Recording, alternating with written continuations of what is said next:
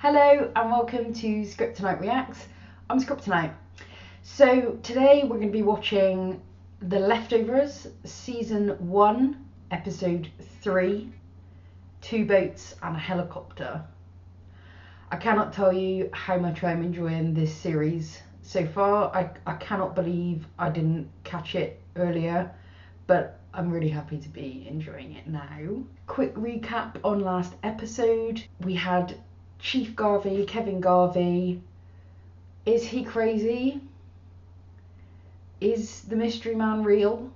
Did he shoot the dogs? What's going on?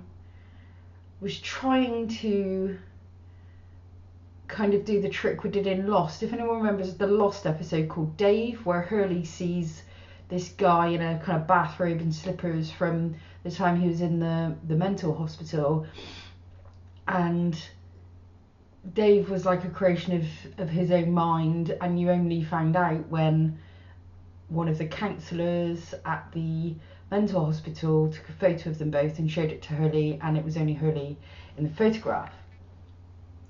So I was applying the same logic on Mystery Man and trying to see if other characters interacting with him, and it looked like Jill, Garvey's daughter, and her friend took the beer from the mystery man and went in, and then they asked who was at the door. I can't figure out if that was kind of a trick or if they actually acknowledged his presence. We haven't seen anybody else, I don't think, interact with him other than Garvey, and everyone around Garvey seems to be reacting to him like he's unstable, so that's weird. I don't have a theory, I'm just enjoying being confused. On Jill, so Kevin Garvey's daughter, she's had that whole episode. She's seen Nora Durst has a freaking gun in her bag and is trying to work out what that's about. We don't know if that's bad. We don't know why the gun was in the bag. But interesting. I actually like Nora Durst so far. I feel like she's maybe going to be a good character. I don't know why. It might just be because I sympathise with her. But I also thought she was fairly badass in that episode. Very interested to see how that plays out, because she definitely saw the teenagers, you know, Jill, her friend, who I want to call Amy, but I'm not sure if that's right, and the twins. They're just going to be called the twins. I don't know what their names are. I may never know. They're the twins, the boys who were twins. So, you know, is Nora just going to come after Jill? What's going on there? Weird. Then we've got Tom, Garvey's son, who is in that kind of cult with Wayne, the magic hug man. Now, we saw the kind of SWAT team, this sort of militarised police force, go into that place knowing that there were vulnerable young women there who were potentially being abused and manipulated by Wayne, and they were just shooting them. Like, just shooting them down, mowing them down. It was an absolute bloodbath. It was shoot first, ask questions later. Pretty sure Christina would have died had Tom not killed one of those people. Really, really shocking scenes. You know, if the problem with Wayne is that he's, you know, causing injury to young women, maybe manipulating, maybe, you know, creating some sort of harem, I'm pretty sure the answer is not to shoot the girls that are suffering that abuse. So that kind of changes your loyalties then, because you really want Tom and Christina to make it away safely.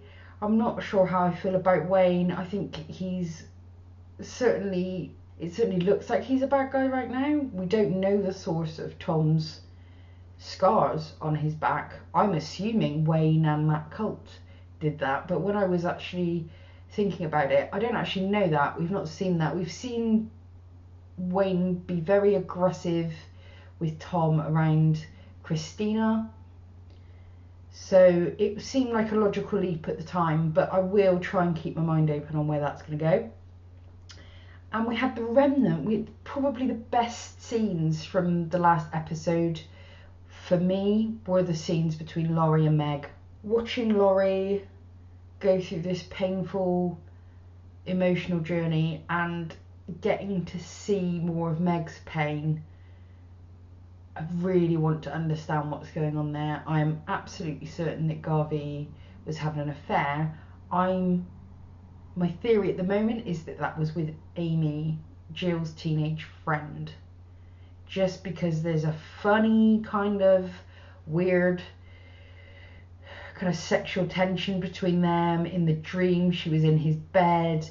In the flashback we had in the first episode when he was asked where he was when the disappearances happened, you know, he said he cleaned the gutter. We saw a flash of him, you know, mid sex romp with somebody. She looks young, she looks like she's got the same colour hair as Amy, and we know that Meg left. There was also the enormous bombshell about Garvey's dad. So he's kind of in a Hurley style mental hospital himself. He says he's not crazy. He's in a relationship with Mayor Lucy, which makes her Garvey's stepmom. I don't know if they're married, but they're together. And his dad says that he's talking to some invisible, disembodied person we can't see. We don't know if he's speaking to himself, he's having a delusion, if he's actually in communication with just something or someone that we cannot see. But he says to Garvey, hey, look, they're why do I have to be the one to tell him, blah blah blah. He's going, and then he says, look, they've said to me that they're sending someone to help you, which it looks like it could be the mystery man. So, and Garvey's kind of trying to get to the bottom of how his dad declined mentally, because he's starting to worry that he might be going down the same rabbit hole himself. We had the wonderful kind of metaphorical scenario with the disappeared bagel. You know, the bagel disappeared. Who took it? Where'd it go? Garvey persists in opening the machine, looking inside and finding the bagel. I'd like to think that's a metaphor for how this series is going to unravel as we go on. But yeah, without further ado, goodness gracious, I thought, a quick recap. There's not going to be any such thing as a quick recap with this show, because so much happens in each episode. But that's where we are. What's going to happen this episode, I have no idea. 2 boats and a helicopter. Could be anything. I mean, it's as random as Penguin 1 Us 0, really, isn't it? But anyway, let's get this thing started. Let's have at it.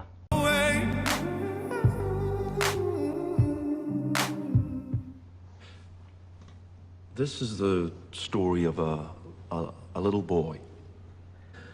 When he's about 10 years old, his mom and dad tell him he's gonna have a baby sister. And the baby sister comes, and of course he loves her very much.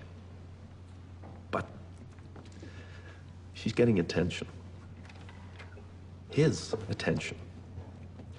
So he wishes, actually, he prays for that attention back. And a month later, he's diagnosed with acute lymphatic leukemia. And the cancer eats away at the boy until there is almost nothing left. But he fights it. He survives, and now he has a choice to make. Does he decide that he was punished or that he was rewarded? This is the story of a little girl. She's 8 years old, and just over a week ago, she's playing in the park. She loves to go high on the swings, up to the point where you hang there for a moment, suspended, before the chains clink and gravity pulls you back down. She's been asleep, in a coma. For 9 days now, her brain activity is negligible. Her outcome is undetermined. The girl's name is Emily. And so that little boy is asking for attention again now. For Emily, let us pray. Okay. That is a tragic Heavenly Father, congregation there. You invite all who are burdened to come to you. Okay.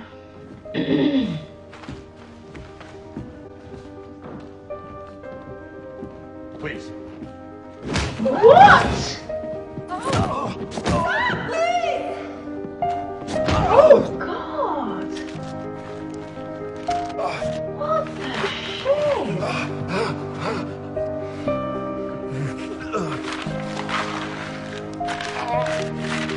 Oh, so that's the father of the group. Yeah. Wow.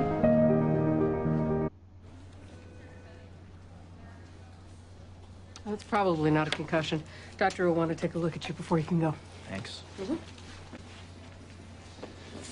Mrs. Amber Johnson, a local pharmacist trainee, secretly stole significant quantities of Percocet, oxycodone, and Vicodin and sold it to community college students. I know what it says. Amber here, she poofed. She was a departure, yes. So you think our assailant knew Amber? Maybe didn't appreciate your little newsletter. I got this one. Chief, I was just taking a statement. There's no need for you. Press charges, man? No. There you go. Father? Here we are again. Occupational hazard. What are you gonna do? Stop pissing people off. They need to hear the truth. Your dad understood that. Look where that got him.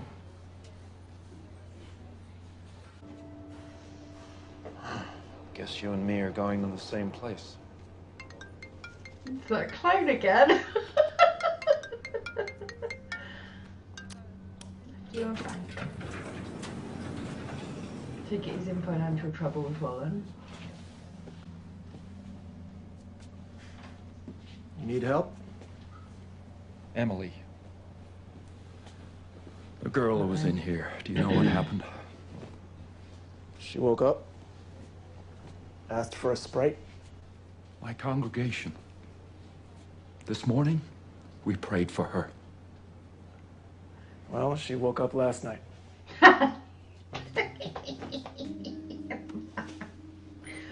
I shouldn't laugh, but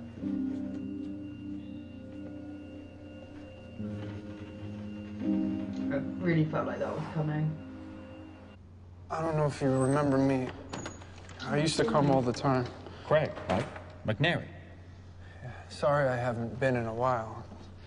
My wife, ever since the 14th, she's not really into, you know. So, Baptized? how long does it take to do a, you know, baptism? That is a cute baby though. We have that confidentiality thing, right? I'll try to keep my mouth shut. He went on the 14th.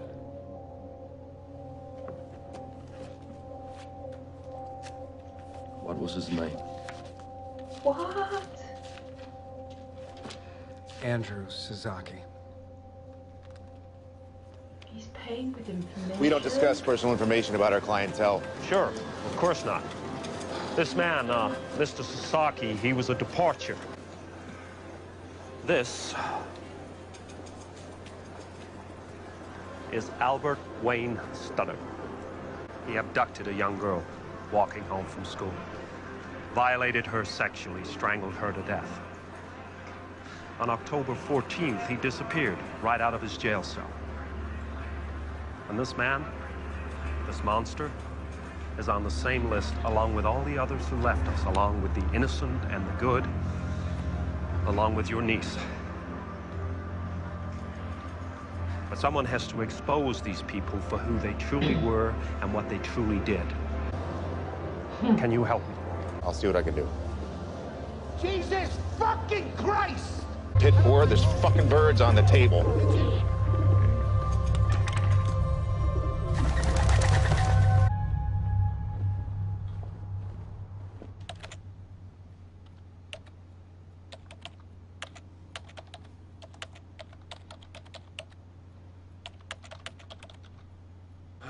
I can understand his anger, but this just seems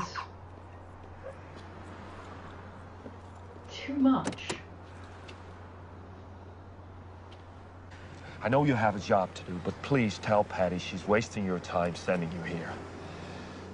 I've made it this far. So Patty's in charge of sending these people out. There's been an offer on the church. What? I don't understand. You said I could stay. I said you could stay as long as no buyers came forward. With no other offers on the table, we have to accept theirs. But if you can come in, all cash, even $1 above their price, I can get your name back on the deed. What was their price? $135,000.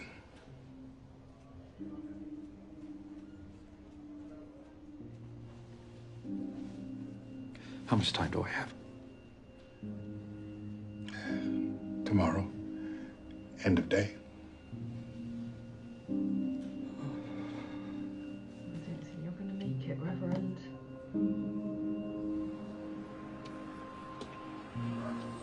So what, are churches in the States like franchises or something? Like in the UK, the church owns the church. So they would, yeah. Hey, you.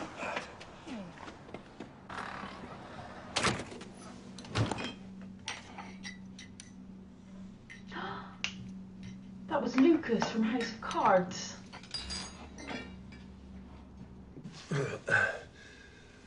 I need to borrow $135,000. What? They're gonna sell a church.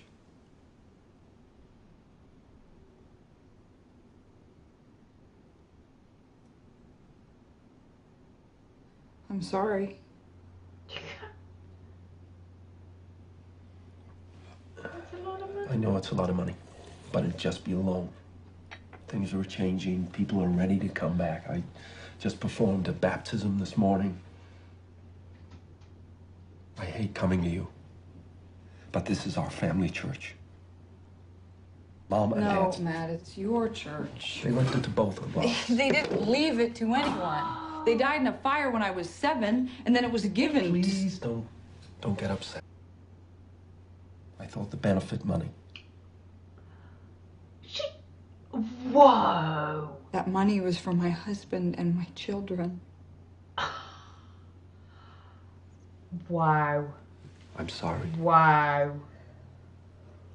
You're right. I shouldn't have asked. Will you stop making your paper? Ooh. What? You're asking me for something. I'm asking you for something. Stop making your paper and I'll give you the money. I can't do that. Why not? People need to hear the People truth. need to punch you in the face. I didn't say it was easy to hear. Then deliver the truth in your church. That's what you're asking me for, right? Your church? That's not what this is about. No, it's about the accident. It's about the judge. And it should have ended there. But you kept going. You dug up your dirt, and people called you crazy behind your back, and I defended you because I knew you were in pain, but then you decided it was your calling. I love you, Matt.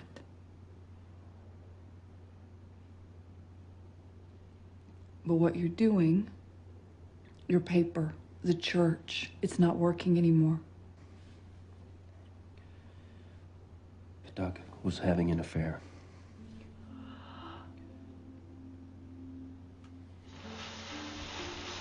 What? Kid's preschool teacher. They usually did it at her apartment. But a couple of times, he brought her to the plaza in the city. He was smart enough to use cash, but I have the receipts from the ATM in their lobby. You just crushed her soul. Oh. It's the one story I will never publish. Motherfucker.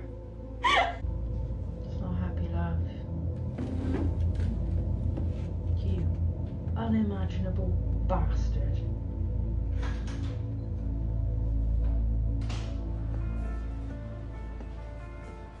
They're gone. God. But so much of them is still here. Oh, it's made me really angry. Self-righteous Tried to prick. tried to live a